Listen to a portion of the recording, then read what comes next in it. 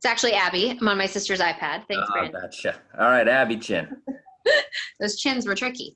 Brad, this is the longest you guys have had off in a while. How do you plan to use the time, and how did everybody respond after the series win the other night?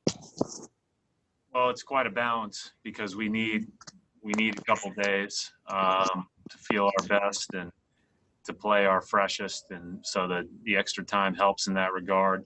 We also have to get ready for a great team. So, we're gonna, we took today and went pretty light. Yesterday off, so it's mostly mental reps thus far. We'll go a little harder tomorrow and be ready to play on Tuesday. But I think, got a lot done today. Talked about things that we thought were most important to start the season out or start the series out well. And, we know we've got our hands full. Question in person, Gary Washburn. Did Gordon practice or participate in anything today? He did a couple of non-contact, very light drills. He's out there doing individual work right now, but none of the stuff with any groups. What's been your impression of Miami in the bubble? I mean, obviously they beat you without Jimmy Butler, but just the team that they have here now. Miami has always been, first of all, even when guys are missing historically, they always just play great and, super well coached, organized on both ends. Their offensive cutting and playoff catch and shoot and dribble handoffs is elite. They've got good pick and roll players. They can play through their five as the hub of the offense, whether it's Adebayo or Olynyk, or they can play through their multiple ball handlers, Dragic, Butler. Those shooters space the floor out for all those guys. On the other end, I just think they have, they defend to win. Like they're smart, they're tough, they're in the right spots. They know where the threats are. They don't take a possession off. And so I think they've played as well as anybody in the last 2 months. It's not a surprise that they've played as well as they have in the playoffs because, they've looked great the entire time and got a great way about them. Adam Himmelsbach. Brett, you mentioned Gordon doing some light things today. You said the other night how you anticipate he could return in this series.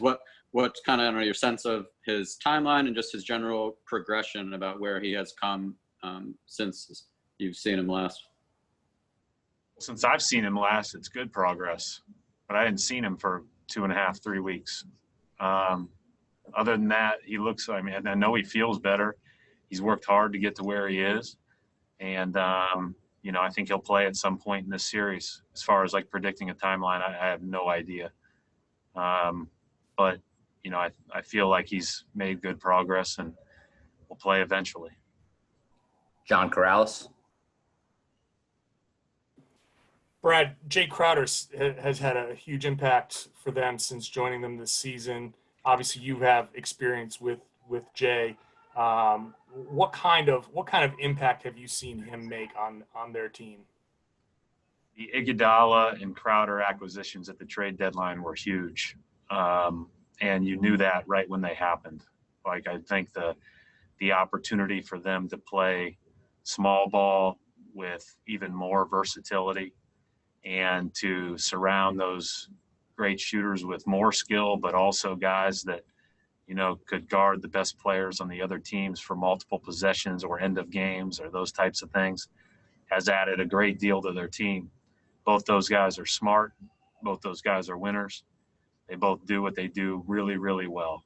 And, we saw that with Crowder here. He's shooting it great. He's a really smart player. He's a competitive guy.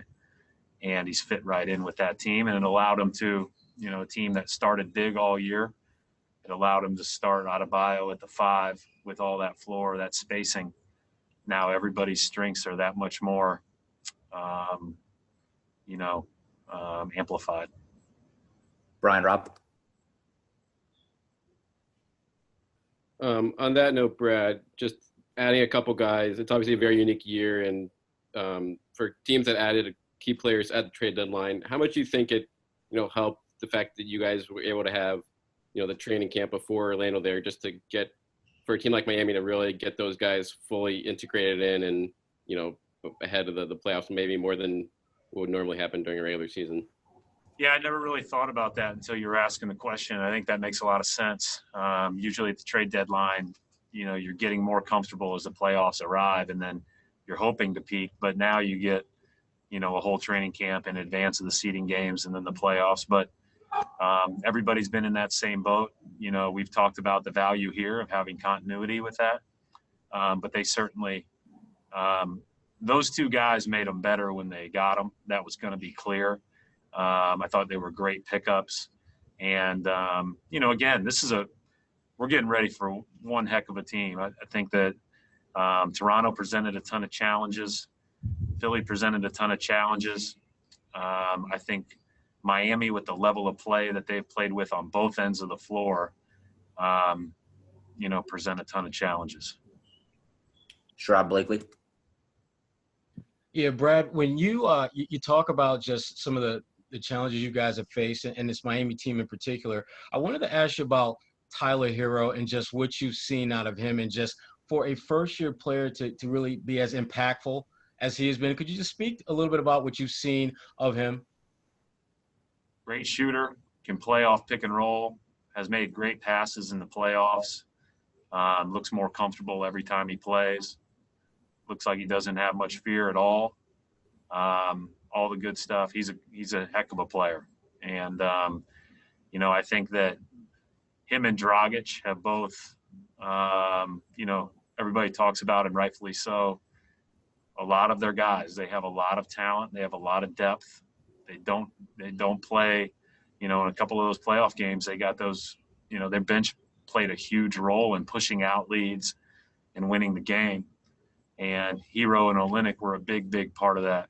But I think Herro, Dragic, those guys, especially in the bubble, have taken it to a whole different level. And, there's a lot of challenges in defending this team. Final question for Coach Rebecca Harlow.